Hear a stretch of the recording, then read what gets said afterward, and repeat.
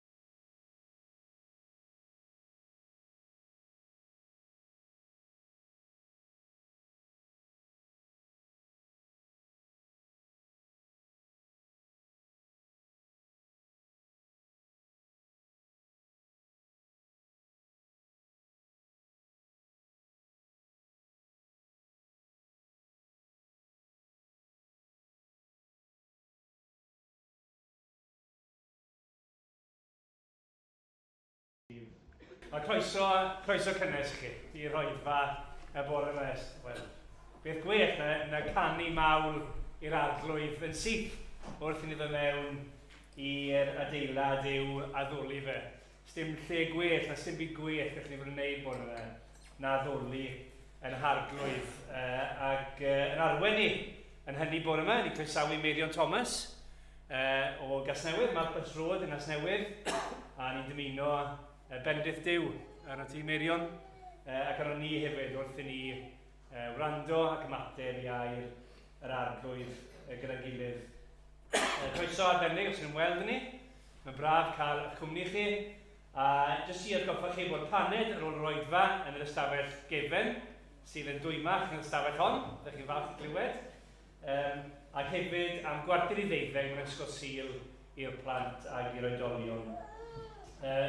Yn ystod yr wythnos wedyn, cofiwch fod cwrdd-weddi fan hyn neu ar-lein am gwarter i 8 nos Fawrth, clybiau plant yn ysgwyddo'r fel arfer, ac hefyd castel y mis ar gyfer mis Ionawr, cyfle ola oedd i'n meddwl wrthos hon ar gyfer United Beach Missions, yr UBM.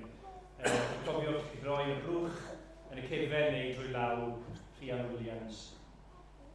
Dyna'r coeddiadau. Newn ni ddechrau'r Oedfa'n iawn a troi at Dduw mewn gweddi gyda'i gilydd.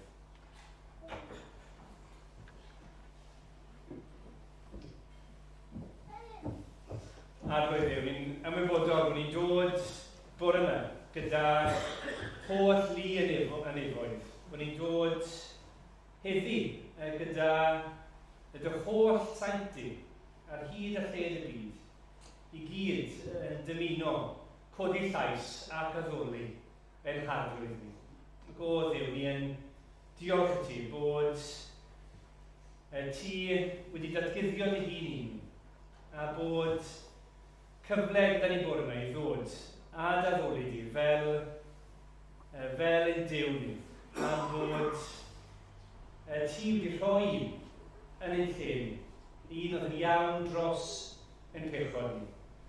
A bod trwy'r arwydd Iesu Grist y bore yma, bod i nawr cael dod ata ti yn ei gyfiawnder ni o arwydd i gweddio bydde'r ysbryd lan a'r waith yn ein plith ni, wneud i y ddefnyddio'r ysbryd bore yma i nerthu Meirion, i bod e'n tymlo rhyddid ac yn ymwybodol o ti i ddefnyddio fe mwyn y datgan air di i ni, a bod ysbryd i wrth weithio gyda'r air di a'r waith yn halonedd pob un ohono fel bod ti yn cael y lle wyt ti heiddi yn ein calonau ni. Arglwydd trigyrhaodd ni, maddau ni bob bai yn derbyn ni, ac wrth yn bendithio ni heddi, neu di ogoneddi, enw dy fab, yr arglwydd Iesu Grist. Amen. Bore da, a diolch yn fawr iawn am y croeso. Fe ganwn ni yn hymyn gyntaf 741 os ydych chi'n defnyddio llyfr ymynau o hyd. Pa le dechreuaf rifo dy drigareddau maith, rwy'n soddi wrth yfyrio ar dy ryfeddol gwaith.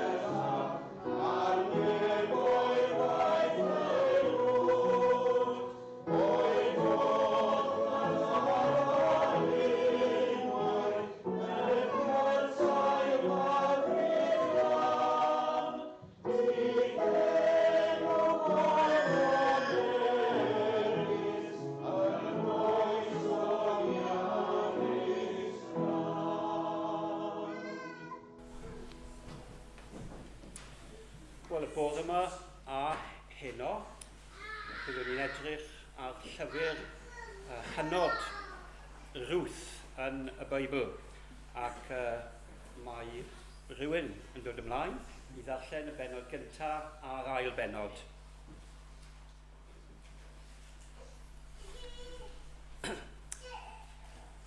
Owain a Elizabeth sy'n dod ymlaen i ddarllen y bennod gyntaf a'r ail bennod.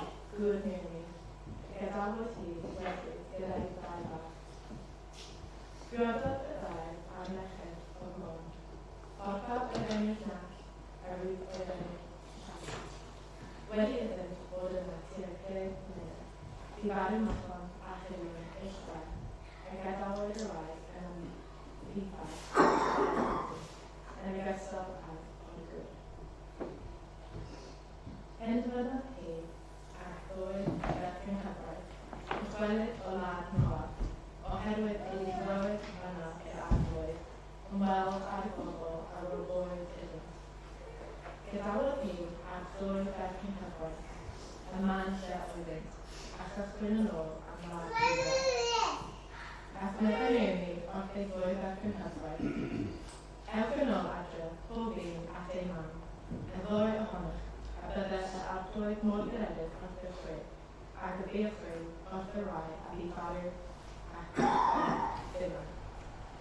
A roi i'r ddwy ohonych wrth boesau mewn cartre gyda Ruth. Yna fe cysanod, a dechreuodd y ddwy yn gwylio'n uchel, a dweud wrth i. Ond ydym ni am dychwelyd gyda chi at y bobl. Dwedodd Naomi, ewch adre fy merched, pam y dewch gyda ni. A oes gen fi ragor o feibion yn fy nghof, iddynt ddod yn drwy'r i chwyn. Ewch yn ôl fy merched, oherwydd yr oedd fi'n bryd hyn i gael gŵr.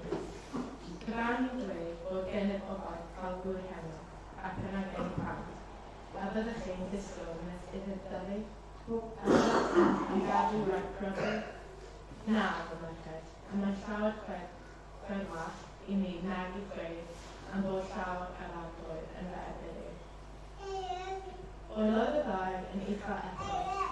Yna farwelio a'r mam yn hyfryd, ond glywodd Ruth wrth i, a dwedodd Mary, edrych, a mae dy chwaer yn hyfryd wedi mynd yn ôl at ei bobl a'r ei ddiw, dychweld differ ar ei holl.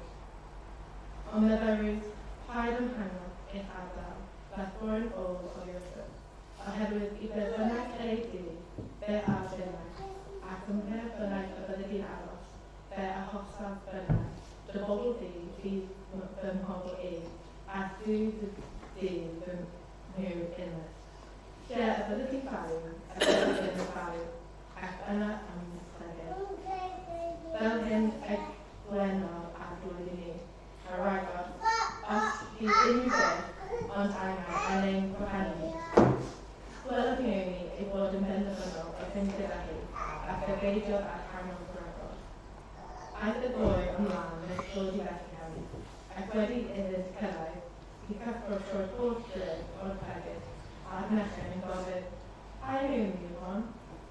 Gwelodd hithau wrthynt, "Peidiwch am galw Naomi, galwch fi Mara, oherwydd bydd Cwsiog yn chwedw iawn wrthynt."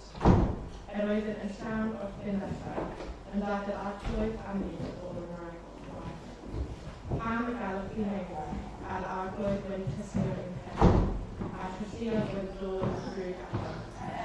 Fel hyn, y dychwelyd Naomi o Lad Moab, a'r merchen hyfryd Ruth, y Boabes gyda hi. Daethant i Bethlehem yn ymwneud sy'n hen o'r hael. Roedd gan Naomi berthynas i'w gŵr, dyn cefnog o'r enw Boas, wrth dylwydd Limrach. Dywedodd Ruth o Boabes wrth Naomi, "Gad i mi fynd i'r Caerdydd i loffa ar ôl pwy bynnag fydd yn cenetau ni." Dywedodd Naomi wrth i, "Ie, dos, dy merch." Felly, daeth i'r Caerdydd i loffa ar ôl y medelwyn, a digwyddodd iddi ddewis y randir oedd yn perthyn i Boas, y dyn oedd y dylwydd Limrach. A dyna Boas ei hun yn cyrraedd, o Bethlehem ac yn cyfarch y medelwyr. Yr arglwydd fydd y gyda chwi, a hwyth yn ateb, bendithiad yr arglwydd dithau. Yna, gyfynnodd Boas i'w was oedd yn gyfalu am y medelwyr, "Geneth pwy yw hon?" A tebodd y gwas, "Geneth o Moab ydw. Hi a ddaeth yn ôl gyda Naomi o wlad Moab." Gyfynnodd o'r ganiatad i loffa a hel rhwng yr ysgubau ar ôl y medelwyr. Fe ddaeth, ac mae wedi bod ar ei thraed o'r bore bach hyd yn awr, heb orffwys o gwbl.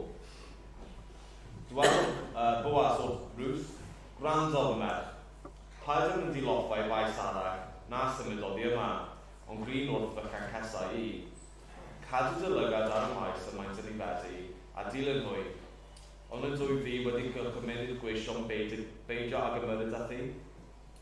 Os bydd sychad arnat, dos i yfed o'r castri a lanwodd y gweision." Moes y grymodd hithau hyd y llawr a dweud wrtho, Pam rwyf fi yn cael y fath garedigrwydd gennych fel dy fod yn cymryd sylw ohono fi a'i minnau'n estrones. Atebodd Boas hi a dweud, cefais wybod am y cwbl roedd ti wedi wneud i'r fam yng nghyfraith ar ôl marw dy gŵr, ac fel y gadewais dy dad a fan ac wlad enedigol a dod at bobl nad oedd ydyn ni hydnabod o'r blaen. Bydded i'r arglwydd dy wybrwyo am dy weithred, a bydded i ti gael danu llawn gan yr arglwydd, Dyw Israel, deithio sy'n geisio nodded dan ei adael. Dywedodd hi, rwyt ti'n garedig iawn fy arglwydd, oherwydd rwyt wedi cysuro a chalonogi dy forwyn, nad wyf yn un o'r fferynion di. Dywedodd Boas wrthi, adeg bwyd, tyd yma a bwyta o'r bara a glychu dy damaidd yn y vinegar. Wedi iddi eistedd wrth ochr y medelwyr, ystod untai iddi id wedi grasu, a bwytaodd ei gwala a gadael gweddill. Yna, pan gododd i loffa, gorchmynodd Boas i'w weision, gadewch iddi loffa hyd yn oed yn ysgyd y sifau, a pheidiwch a'i dwrdio. Rwyf am i chi hyd yn oed dynnu peth allan o'r dyrneidiau a'i adael iddi i'w loffa, a pheidiwch a'i chyryddu. Bu'n lloffa yn y maes hyd y hwyr a phan ddyrnodd yr hyn roedd wedi loffa cafodd tuag effa o haid. Fe'i cymerodd hi gyda hi i'r dref a dangos i'w mang yng nghyfraith faint oedd wedi loffa. Hefyd, fe dynodd allan y bwyd a gadael yr ôl a digon a'i roi iddi. Gyfynodd ei mam yng nghyfraith iddi, ble buos ti'n loffa ac yn cyfeirio heddiw? Bendith ar y sawl y gymerodd sylw honant. Eglinodd hithau i'w mam y fraith gyda pwy y bu'n cyfeirio a dweud, Boas oedd enw dyn y bu'n yn cyfeirio gyda geir heddiw. Medda newi wrth ei merch yn cyfraith, bendith yr arglwydd arno. Nid yw'r arglwydd wedi atal ei drigaredd at y byw na'r meirw. Ac ychwanegodd newi, mae'r dyn yn perthyn i ni ac yn un o'n perthnasau agosaf. Yna, dywedodd Ruth y Boabes, fe ddwedodd wrthyf hefyd am lynu wrth ei weision ef na sydd yn dorffen ei gynheuaf. Ac byddai newi wrth ei merch yn hyfraith Ruth, am y well i ti, fy merch, mynd allan gyda'i lancasau ef, rhaid i rhyw roi ymosod arnoch mewn rhyw faes arach. A glynodd hithau wrth lancasau Boas i loffa i ddiwedd y cynheuaf haid a'r cynheuaf gwenyn, ond roedd yn byw gyda'i mam yn hyfraith.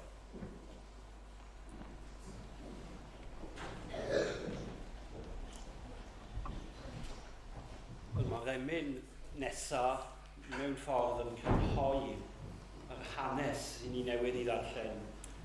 50, sydd chi'n defnyddio llyfr y myned, trwy ddirgel ffyrdd mae'n uchel Iôn, yn dwyn i waith i ben, a'i lwybrau ef sydd yn y môr, mae'n lloga wynt yn en. 50.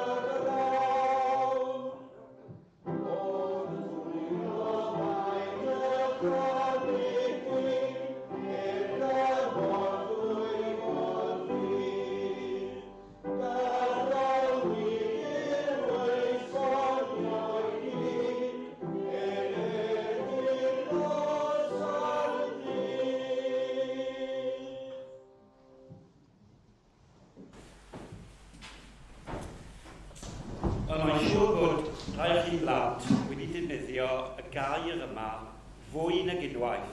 Fwy nag unwaith mewn diwrnod, falle lot o weithiau mewn wythnos. Gair falle byddwch chi'n defnyddio ar ôl i mam neu dad ofyn i chi wneud rhywbeth yn arbennig. I chi'n defnyddio'r gair yma boring. Chi'n defnyddio fe weithiau? Ni ydi plant y ddinas beth yn bod. Diflas, boring. Right, oedd y ddoi yn byw mewn gwlad pell, Lebanon, ac mae dad, oedd ei dad yn fugail, edrych ar ôl defaid. Ac i dydd, mae'r tad yn gweithio'r mab, fi eisiau ti mynd i edrych ar ôl y defaid. Beth chi'n meddwl bydd yna? Boring. Boring. Edrych ar ôl defaid.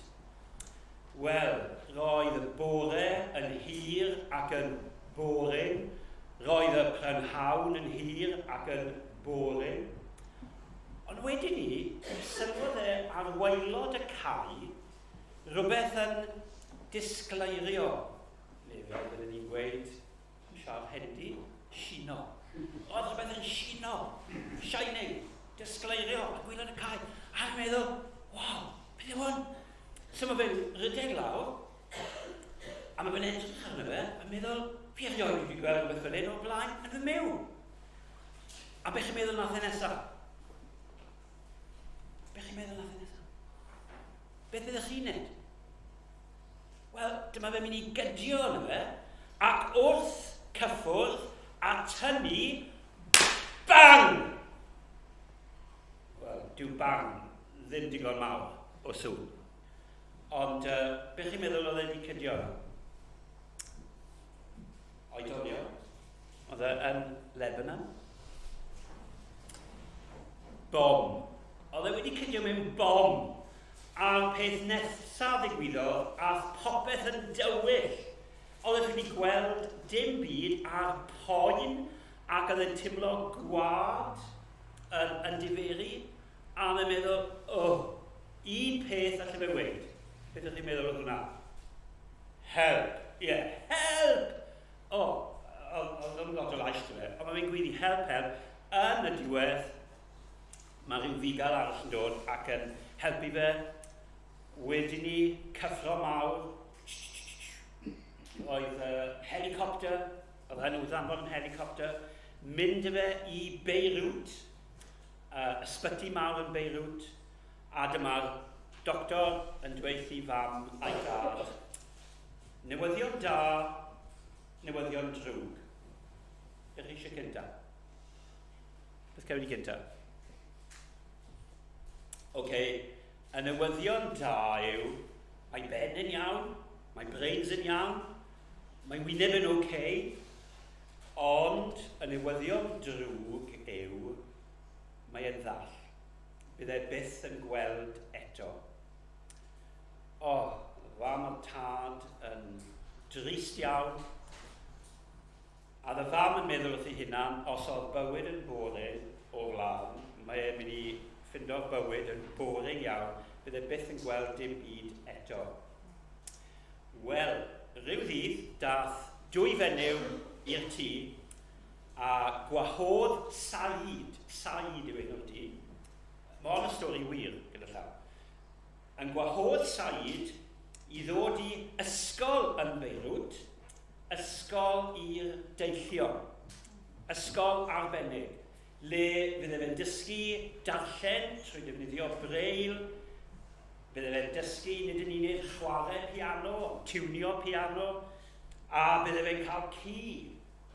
Bydde lot o bobl yn excited yn cael ci, nid fi, ond bydd e'n cael ci, bydd e'n dysgu cerdded gyda'r ci, a'r ci yn dysgu cerdded gyda fe. Wel, fe aeth Said yn ei flaen yn yr ysgol, mynd i brifysgol, wedyn ni mynd i America i wneud gradd pellach, wedyn ni dod nôl i fod yn athro yn yr ysgol, i fod yn y pen draw yn brifathro, ysgol y deillion yn Beirut, a fyna fi oedd e am blynyddoedd. Ond, ysgol yma, fe glywodd e am y tro cyntaf erioed enw Iesu Grist. Fe glywodd e am enw Iesu Grist. Fe ddath e i gredu yn Iesu Grist, ymddiried yn Iesu Grist. Fe ddath e nabod Iesu Grist. Fe ddechreuodd e ddarllen trwy breil y Beibl. Ac rhyfeddod nesaf, oedd ei fam e mor impressed gyda'r ffordd oedd y athrawon a plant eraill a'r eglwys yn Beirut yn gofalu amdano fe. Dath y fam yn Gristion, dath y tad yn Gristion, dath ei frawd yn Gristion, ei chwaer yn gyfraith yn Gristion, a dechreuon nhw eglwys fawr tu allan i Beirut yn y mynyddoedd le oedd Said yn byw. Bom. Mae bom yn rhywbeth drwg. Mae bom yn rhywbeth ofnadw o ddrwg. Ac eto, trwy cyffwrdd ar bom, rhywbeth drwg, dath da iddi fywyd e. Dath e nabod Iesu Grist. Felly dath rhywbeth drwg, dath rhywbeth da o rhywbeth drwg. Adnod, fi eisiau chi ddysgu'r adnod yma heddi. Nyni a wyddo, felly ni ddysgu fe gyda gilydd te. So fi'n mynd i weid e, a chi'n goffa dweud e ar ôl fi. A pawb sy'n eisiau gytre, steddwch lan ac ymunwch yn y fenter. Nyni a wyddo. Fod pob peth yn cydweithio daioni i rai sy'n cael Dew. I faini edwyth, a fi dwi'n gofio yr adnod. 28. Rhaid, gyda'i gilydd, nyni a wyddo. Fod pob peth yn cydweithio daioni i'r rhai sy'n cael Dew. I faini edwyth, 28. Mae yna can fach, oedd ei ddim dysgu fe hyn. Gadewch i ni weddio. Ein tad, i ni yn diolch i ti, dy fod ti yn reoli y cyfan i gyd, yn dy greadigaeth, yn yn byd ni, ac o arglwydd, dy fod ti wrth y lliw. I ni'n diolch o arglwydd, dy fod ti'n dad nefol i ni yn yr arglwydd Iesu Grist. Ac i ni'n diolch mai trwy Grist i ni'n cael y nawr nesau ata ti. Ac o arglwydd, i ni'n gwyddio bydd y profiad hwnnw y bore yma yn un daionus i ni, nesau at Dduw sy'n dda i ni. I ni'n gwyddio y byddwn ni'n profi dy fendith di, i ni'n gwyddio byddwn ni'n profi dy gariad di, i ni'n gwyddio byddwn ni eto'n profi melyster dy fyddaiant di yn Iesu Grist. Oherwydd i ni'n cyffesu eto y bore yma o arglwydd mae gwael ein gwedd a'n llun i ni'n bechaduried o arglwydd, i ni'n dyfethu di, i ni'n methu eraill, ac o arglwydd i ni'n siomedig hyd yn oed yno ni'n hunain. Ond i ni'n diolch y bore yma fod na drigaredd, i ni'n diolch fod na fyddaiant llawn, i ni'n diolch fod na gyfiawnder pur ym mherson dy fab Iesu Grist. Ac i ni'n dod y bore yma eto i guddio yn hun yng nghyfiawnder pur ein hafglwydd Iesu. I ni'n diolch bod ni'n gallu guddio dros yn gilydd, dros yr eglwys. I ni'n diolch bod ni'n gallu guddio dros llwyddiant yr Efengil. I ni'n meddwl y bore yma am eglwysu yn y ddinas yma. I ni'n meddwl am eglwysu ledled yn gwlad ni. Ac fydd na Efengil yn cael ei ffrigethu o arglwydd, llwydda, dy waith i'w ein gweddi. Ni'n gwyddio am weinidog yr eglwys hon ac yn gwyddio bydd emyr heddi yn cael bendith yn Llambed. Ni'n diolch i ti am y gwaith a'r tystiolaeth yn Llambed. Ac ni'n gwyddio o arglwydd hyd yn oed y bore yma a bydde ni'n cyflawni dy bwrpas trwy weinidogaeth dy was yno. I ni'n gwyddio llwyddiant yr efengil yn fyd eang. Ni'n newydd glywed y bore yma o arglwydd am Lebanon, ni'n meddwl am Beirut, ni'n meddwl am y tystiolaeth sydd yn y dwyrain canol i ti, ac o arglwydd i ni'n gweddio, byddwn ni'n llwyddo gwaith. Gwaith yr ysgol y deillion sy'n dal i dystio ac yn dal i gynnig gobaith a heddwch ac addysg i blant yr ysgol, ac o arglwydd i ni'n gweddio bydd i di yn bendithio'r athrawon, yn bendithio'r plant, yn bendithio tystiolaeth yr ysgol yn y ddinas. I ni'n gweddio am y gwaith bydd yn cael ei wneud yr haf yma ar draethau ein gwlad ni. Ni'n meddwl am yr United Beach Mission. I ni'n diolch i ti o arglwydd yn y Mumbles a'r Langland. Ni'n meddwl am Cai Newydd, a Llandudno. Bydd na dystiolaeth i ti o arglwydd. Bydd na blant yn clywed yr efengil trwy gân, trwy chwarae a trwy dysgu ar y traeth am Iesu Grist. I ni'n gweddio fydd timoedd yn cael eu casglu. I ni'n diolch o arglwydd am yr hoddion sydd wedi casglu'r mis yma yn yr eglwys hon. Arglwydd bendithiau'r cyfan lles dy ddeyrnas di. Ni yn gweddio o arglwydd eto am rai sy'n methu bod yma'r bore yma, rai sydd ddim yn teimlo'n dda, rai trwy wendid, trwy henaint, neu unrhyw peth arall o arglwydd yma nhw yn eu cartrefi. Ni'n gweddio os ydyn nhw'n cysylltu gyda ni ar laif, bydden nhw'n teimlo'n rhan o'r Oedfa, yn rhan o deulu'r ffydd yn y fan hyn. Ac y byddi di o arglwydd yn defnyddio dy air y bore yma i'n calonogi ni ac i'n cyfeirio ni ata ti dy hun. O arglwydd, clyw ein gweddiau ni wrth i ni ofyn y cyfan yn enw Iesu Grist. Amen. Wel, at yr emyn newydd i chi.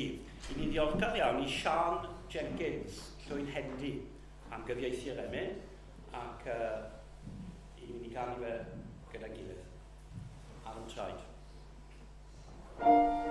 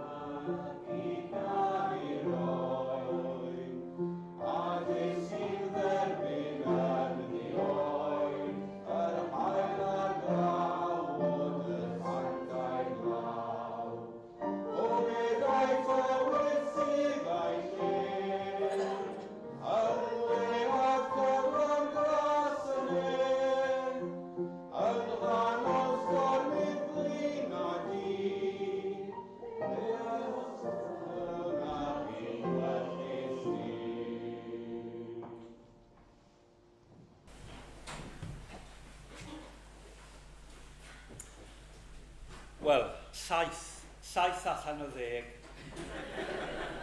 Mae'r lle i wella. Wel, ydy pawb yn eistedd yn gyfforddus? Mae yna stori i'w ddweud. Mae yna stori i'w hadrodd. Mae'r stori yma yn un cyffroes, llawn digwyddiadau annisgwyl. Stori gyda chymeriadau lliwgar, hynod ddiddorol ac arwyddocaol. Stori mewn mannau, lleoliadau trawiadol, mannau gyda chysylltiadau allweddol yn hanes y ffydd. Yn wir, stori hanesyddol yw hon. Stori wir mewn mannau arbennig, daearyddol, penodol, pobl go iawn mewn sefyllfaoedd neilltuol yng nghanol i byw a'i bod. Ond yn bennaf, stori Duw. Stori Duw yw hon. Duw yn ymwneud a'i bobl. Duw yn ymwneud ag un teulu bach methlem. Duw yw awdur, cynllunydd, cyfarwyddwr a chynhyrchydd y stori rhyfedd yma. Ond mae geiriau a gweithredoedd, cymeriadau'r ddrama hefyd yn cyfri. Mai Duw sydd wedi ysgrifennu'r sgript, mai Duw sydd yn lliwio y cyfan, mae i geiriau nhw, i gweithredoedd nhw, i ymateb nhw, yn bersonol iawn, yn real iawn. Maen nhw'n ymateb mewn ffydd, maen nhw'n ymateb mewn ymddiriediaeth. Mae yna ofnau, mae yna amheuaeth, mae yna mesur a phwyso, beth nawn ni yn y fan hyn ac yn y fan arall, ond teulu'r ffydd sydd yma mewn perthynas a tad nefol. A trwy ddirgel ffyrdd, dyw e ddim wastad yn glir pam bod hyn yn digwydd, pam bod y llall yn digwydd, ond trwy ddirgel ffyrdd mae Duw yn dwyn i waith i ben. Felly, bore yma a heno, dwi am edrych ar y stori yma. Bore yma, i ni'n mynd i edrych ar y benod gyntaf a'r ail benod. A hynny o dan dau ben i'r bregaeth. A'r pen cyntaf yw arweiniad Duw. Yn y stori yma, i ni'n gweld yn glir arweiniad Duw. Ac wedyn yn yr ail benod, adnoddau Duw. Arweiniad Duw, adnoddau Duw. Arweiniad Duw, y mywyd Naomi a Ruth, yw llinyn air y benod yma. Dyw Duw ddim yn cael ei enwi braidd, ond mae e yno, yn anweledig. Mae e'n tywys. Mae e'n tywys ac yn lliwio ac yn trefnu pob peth daioni. Dyw'r drefen, fel i wedi dweud, ddim wastad yn glir iddyn nhw bob amser, ond mae ragluniaeth. Yn wir, petai fi eisiau teitl gwell na garweiniad, byddwn ni wedi dewis ragluniaeth. Ond dyw'r ragluniaeth ddim yn dechrau gyda'r llythyrau na. Ond i ni'n gweld arweiniad Duw yn y ffordd ragluniaethol. Mae e yn trefnu ac yn lliwio ac yn dwyn i waith i ben. Mae ragluniaethau cyson, caredig, Duw yn hwyluso i drefn a'i bwrpas. Nawr, cyn i ni droi at y manylion, mae wastad yn bwysig yn diwedd cael cyd-destun. I ni wedi glanio'r bore yma yn llyfr Ruth.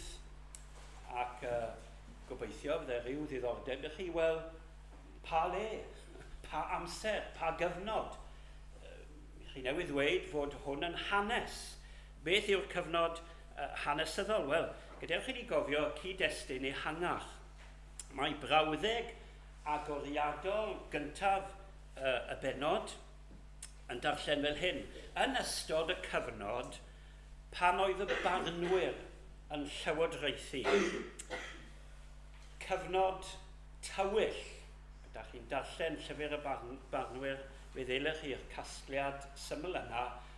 Roedd cyfnod y barnwyr ar y cyfan yn gyfnod tywyll yn hanes Israel.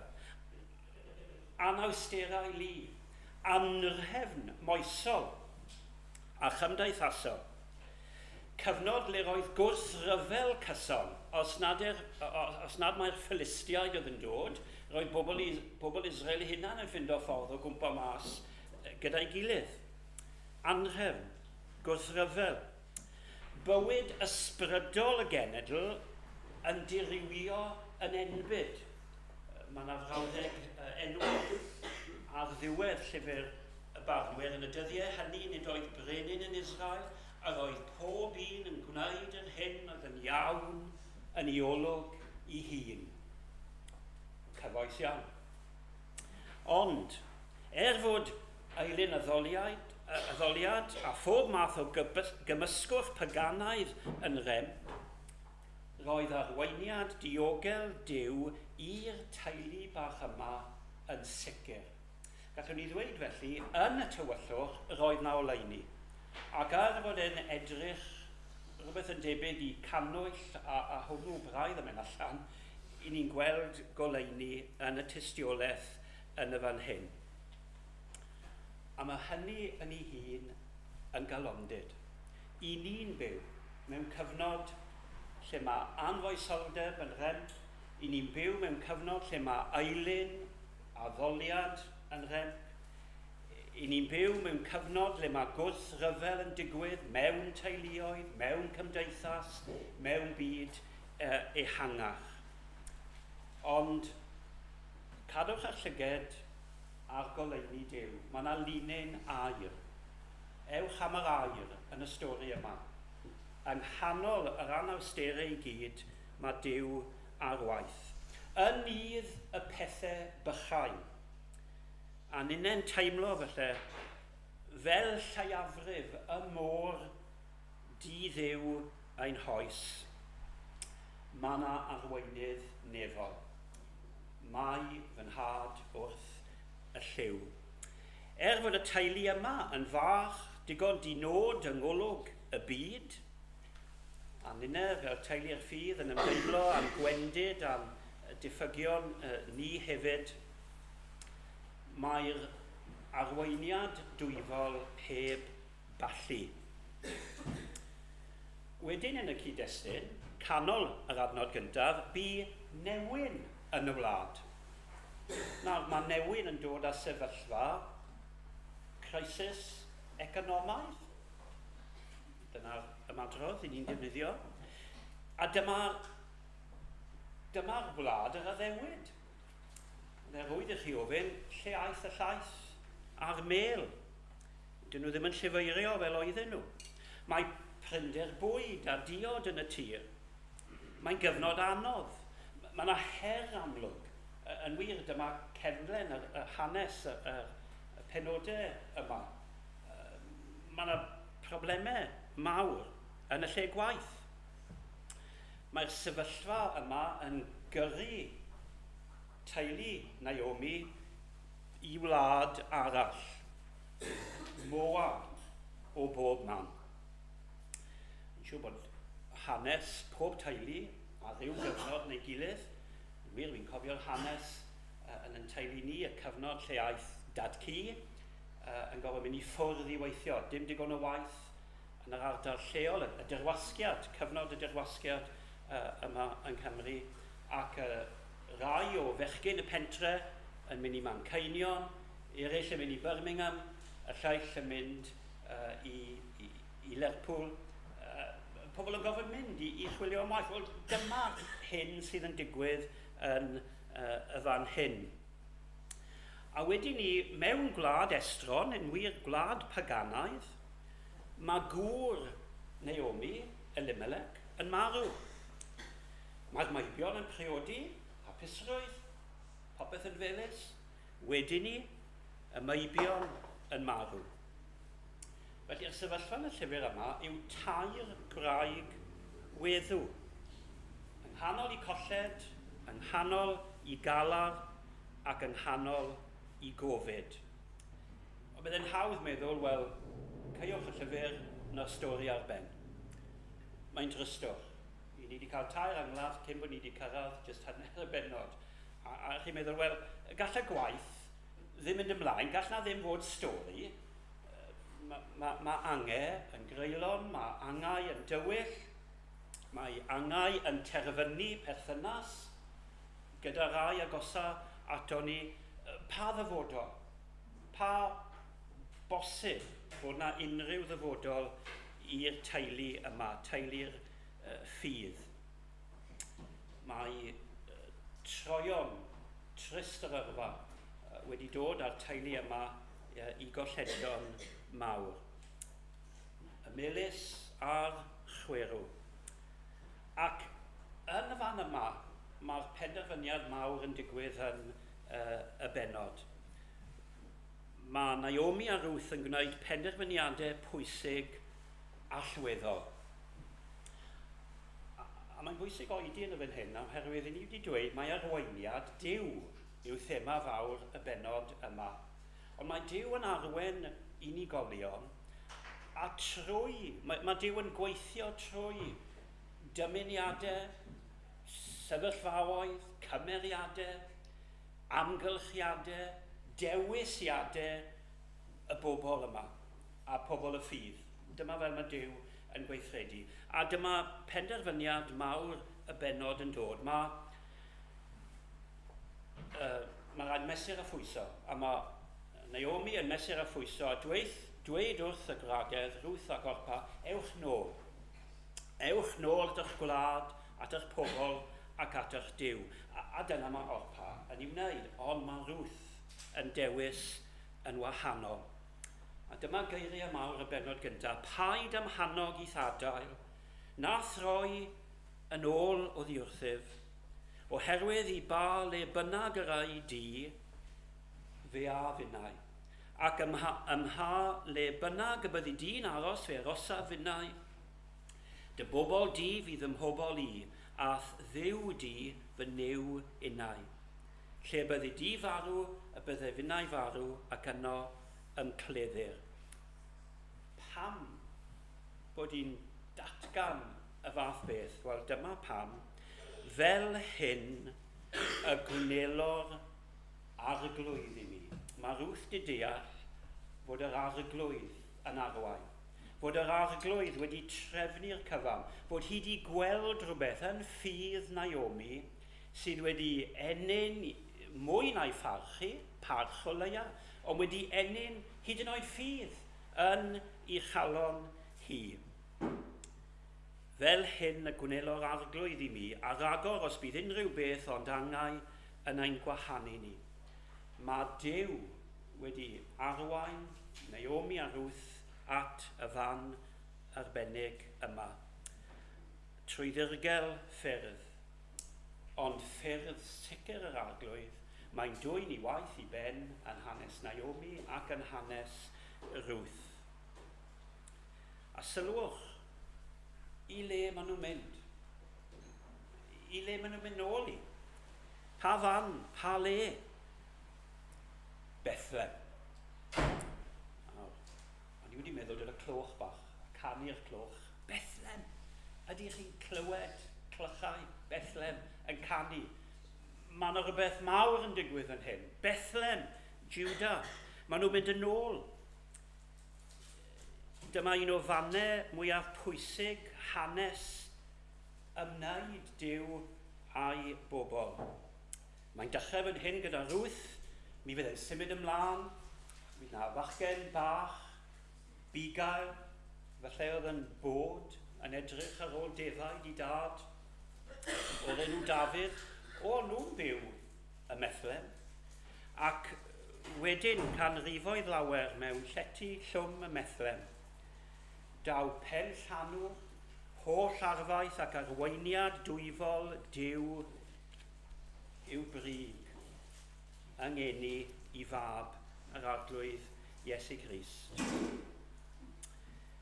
Maen nhw'n mynd nôl I Bethlehem. Ystyr Bethlehem yw tŷ bwyd neu bara. Mae yna fara eto. Mae'r cyfnod o newyn drosto. Mae Duw yn bendithio meisydd Bethlehem eto. Awn yn ôl I Bethlehem. Ac mae llinell ola'r bennod gyntaf yn llawn symbolau rhyfedd. Fel hyn y dywedodd Naomi, fel hyn y dychwelodd Naomi o wlad Moab a'i merch yng nghyfraith Ruth y Moabes gyda hi. Daethant I Bethlehem yn nechrau'r cynhaiaf haidd. Maen nhw'n dod nôl I Bethlehem a llawnder cynhaiaf. Mae dyddiau'r newyn drosto. Mae'r cynhaiaf yn llawn. A mae yna ddarlun hyfryd yna o'r newyddion da ddaw maes o law o Bethlehem. Bydd un yn cael ei eni y Bethlehem, fe yw bara'r bywyd. Ac fydd na gynhaiaf o fywyd, o wynidogaeth, o farwolaeth, atgyfodiad, esgyniad, yr arglwydd Iesu Grist. Ond fe ddechreuodd y cyfa mewn ffordd mor fach, mor ddinod. Meddai un esboniwr, mae pob arweiniad ragluniaeth yn llawn mab Duw. Trwy ffydd, mae modd profi llawnder a daioni diben draw sydd yn ef. Felly arweiniad Duw.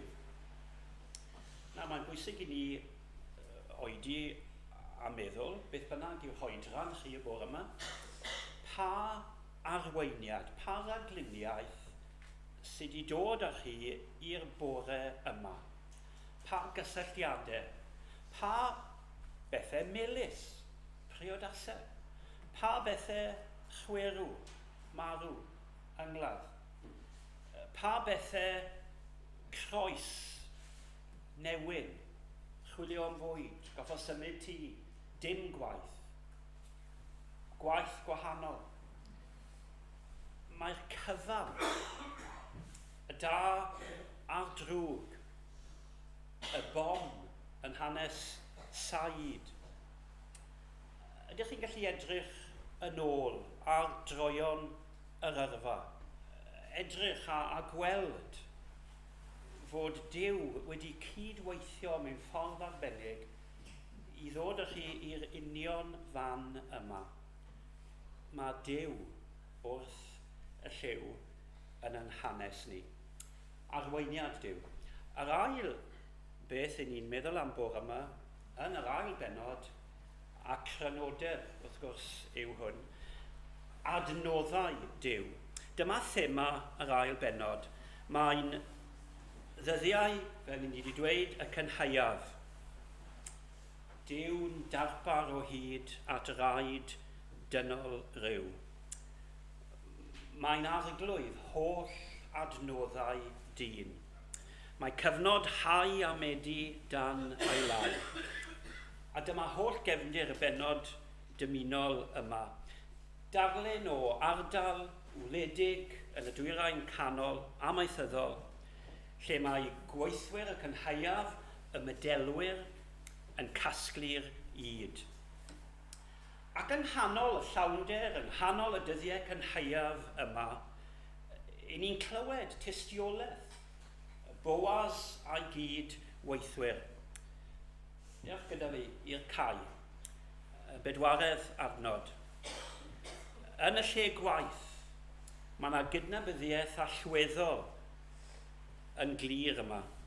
Bendith yr arglwydd sydd wrth wraidd pob adnodd a'r nwyddau I gyd. Dyma Boaz yn cyrraedd o Bethlehem ac yn cyfach y medelwyr, yr arglwydd fyddo gyda chwi. A hwythau'n ateb, bendithiad yr arglwydd dithau. Mae'r ymadrodd a'r sgwrs yn y lle gwaith yn dduw ganolog. Maen nhw'n cydnabod reality Duw yn ei bywyd. Dyn nhw ddim mewn temel, dyn nhw ddim mewn capel, ond yng nghanol cae o yd. Mae hwn yn herring, yn dydau. Mae nifer ohonoch chi'n mynd i'r lle gwaith fori. Mae'n ddiddorol sut fydd y sgwrs. Oedd y penwythnos yn boring, gollodd y tîm. Roedd yna broblemau ynghlwm â'r penwythnos, neu mae'n biti bod y penwythnos wedi dod i ben mor ofnadwy, a nawr i ni nôl yn y gwaith. Sgwrs diflas. Beth yw cyfraniad y Cristion i'w le gwaith? Tybed am ydych chi'n mynd i'r lle gwaith y fori a dweud bendithiad yr arglwydd chi. Triwch yn y lle gwaith fori. Fies i'n y capel ddo a glywes i'n pregeth oedd yn sôn am y boi yma na'n cyrraedd y lle gwaith a dweud bendithiad yr arglwydd chi. A byddwn nhw'n sefyll fyna yn geg agored a chi'n dweud nhw beth i chi fod i weid a bendithiad yr arglwydd chi hefyd. Nawr, mae yna ffordd wahanol o ddechrau sgwrs. Mae yna ffordd gwahanol o ddechrau dod â Duw. Ond i ni fod yn oleuni i'r byd, i ni fod yn halen y ddeia. Ac mae yna gyfled gyda ni. I ni'n byw mewn oes mor di-ddew, wrth gwrs, dyw bobl ddim yn credu fod yna greawdwr. I nhw ddim yn credu fod cynllun. Maen nhw'n credu o ddim a siawns dath rhywbeth i fod. Eisiau ffydd rhyfedd i credu hwnna, dos e. I ni'n credu fod yna ddew, mae yna gynllunydd. Mae yna rhywun sydd wedi creu, mae yna rhywun sydd yn gofalu, mae yna rhywun sydd yn trefnu, mae yna rhywun sydd yn arwain. Ac i bobl sydd ar goll o'n cwmpas ni, mae yna gyfle gyda ni i ddweud mae'r holl adnoddau, mae'r anadl einioes sydd gyda chi'r bore yma, mae'r ymenydd, mae'r dawn, mae popeth sydd gyda chi, mae e o ddew, a dwi'n credu hynny, a dwi'n diolch i ddew. Mae Boaz yn y fan hyn yn diolch i ddew am ei gydweithwyr. Falle bod eich cydweithwyr chi ddim yn rannu'r un ffydd ych chi, ond fe allwch chi ddiolch. Ges i lythyr yr wythnos yma gan rywun mewn sefyllfa tywyll, anodd, o'i wneithuriad i hun, ond roedd e'n datgan yn y lle yma, mae'r llenynau wedi disgyn i fi mewn lleoedd hyfryd. Oherwydd mae e'n neud fel wnaethon ni yn yr emyn gyntaf, mae e'n rhifo i fendithion. A pa le ddechreuaf yr rhifo'r bendithion. A mae'r bendithion yma yn niferus yn yr ail benod yma. Mewn oes mor di-ddew gallan tystiolaeth o reality Duw fel roddwr pob peth fod yn allweddol. Ac yna mae trefn Duw o blaid Ruth yn y fan hyn a'i hangen am fwyd ac adnoddau bywyd yn dod yn glir. A'r peth rhyfedd am y lloffa yma. Roedd y lloffa yma wedi cael ei ordeinio gan Dduw nôl yn llyfr Leviticus, pan mae Duw yn helpu'r bobl i wybod am wlad yr Iddewyd, sut mae trefnu, sut mae reoli, sut mae gwneud pob peth yn wlad newydd yma. Mae Duw yn rhoi cyfraith. A mae yna wedd cymdeithasol. Mae yna wedd ar y gwaith yn llyfr Leviticus.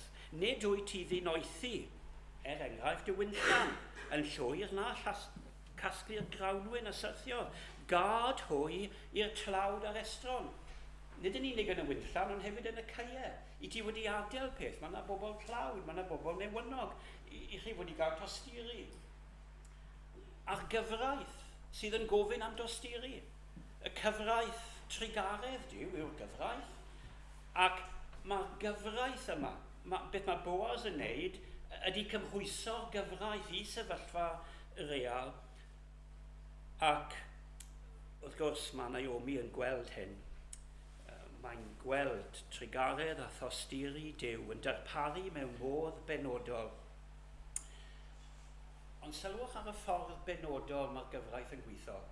I chi fod i wneud hyn, mae'r lloffa fod i ddigwydd oherwydd y tlawd a'r estron. Yr estron.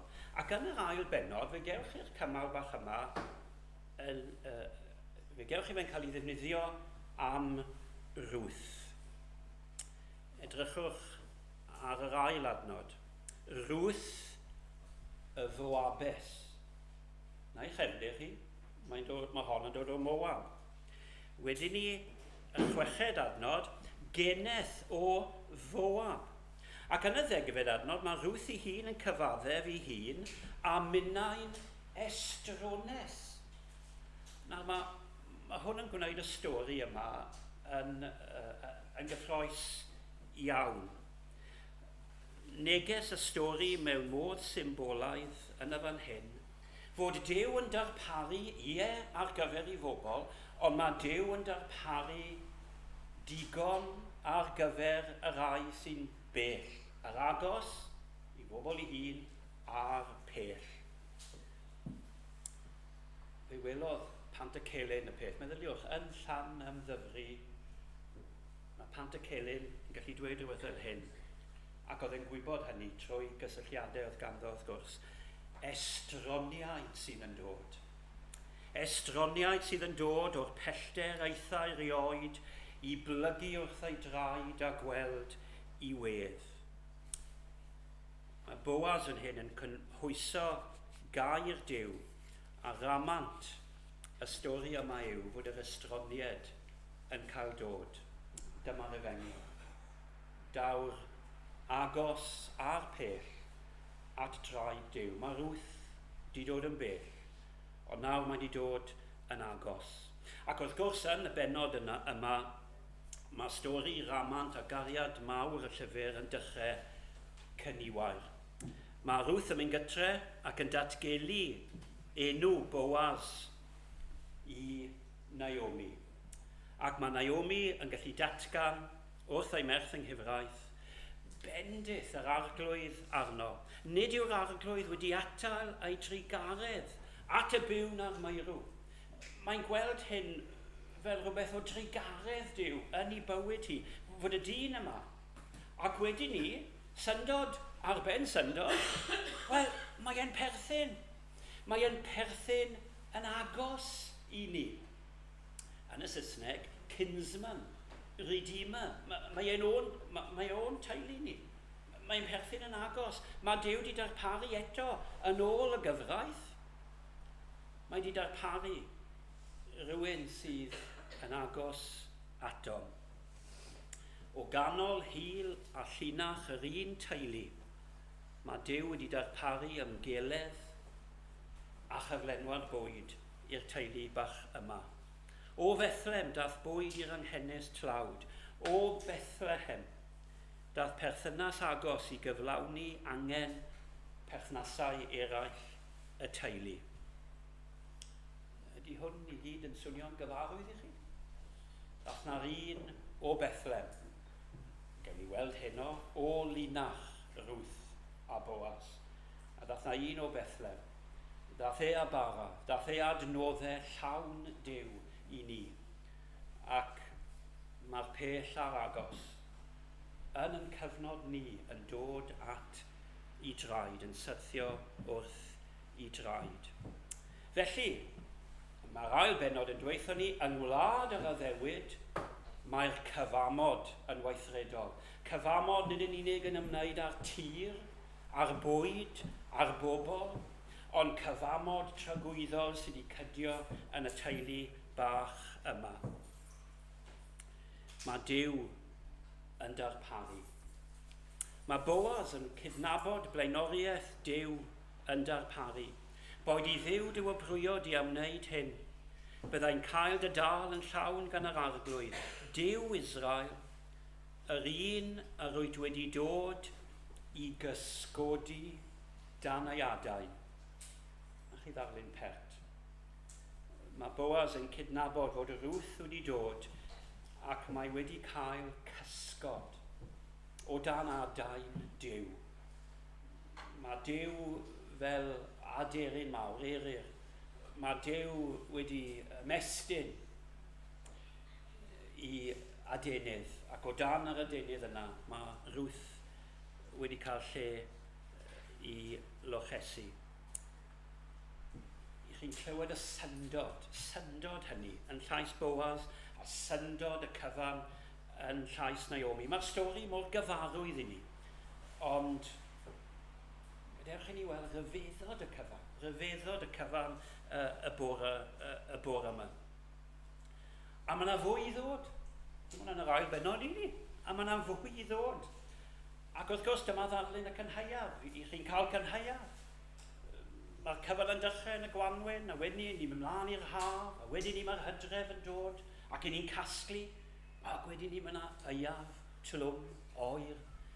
Wedyn ni mae'r Gwanwyn nesaf yn dod. Wedyn ni daweto hael ar fryn, mae'r hael arall yn dod. Mae'r cyfan yn troi mwyn cyflawni pwrpas yr arglwydd. Fe allwn ni ar sail y benod gyntaf a'r ail benod y bore yma gael gobaith a sicrwydd yn arweiniad Duw ac yn arpariaeth Duw, adnoddau Duw. Mae Naomi a Ruth siwr bod yn falch bod nhw wedi dychwelyd, bod nhw wedi dod nôl i Fethlem. Mae'n mynd nôl i Fethlem oedd y cynllun. Bod nhw wedi crwydro'n bell, wel, falle glywon nhw rhyw lais, neu deimlo nhw rhyw ddymuniad yn eu calonnau, ond mae rhaid mynd nôl. Mae gen i mynd i aros y Moab. Aeth na un arall yn dod i wlad pell. A fyna yn y wlad pell, fe gollodd e bopeth a landio yn Hafarn y Moch. Ond fe drodd yn ôl i dad a phrofi croeso a digonedd y wledd. Mae'r un a droddodd y ddameg honno yn galw pawb yn ôl ato. Yn ôl i Fethlem, yn ôl at Dduw, yn ôl. Mae pob rhagluniaeth yn tywys ni yn ôl at Dduw ac yn cyflawni yn y diwedd pob angen sydd arnom ei heisiau. Mae'n stori fawr. Megis dechrau mae'r stori. Bydd na fwy. Dewch yn ôl heno. Ydych chi'n adnabod y Duw yma? Nid yn unig yn ei adnabod ond os na rhyw ddymuniad yn eich calon fel yr emynyddau sgynt o amdreiddio i'r adnabyddiaeth.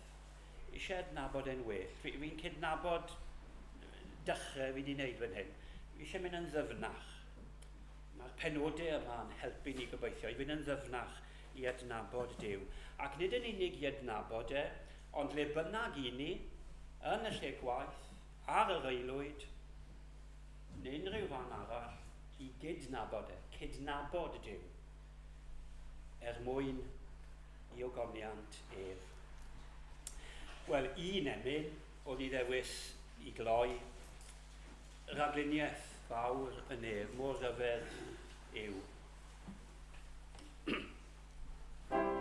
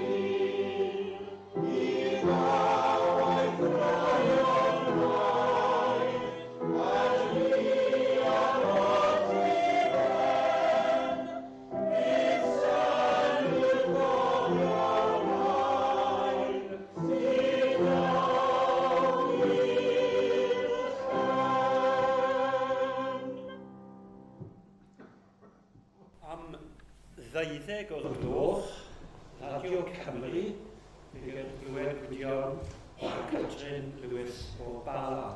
Os nawr ydych chi gytre erbyn 12, mae modd mynd yn ôl ar y teclennau yma i 12 o'r gloch, Radio Cymru, yr Oedfa Bore o Llyngroes.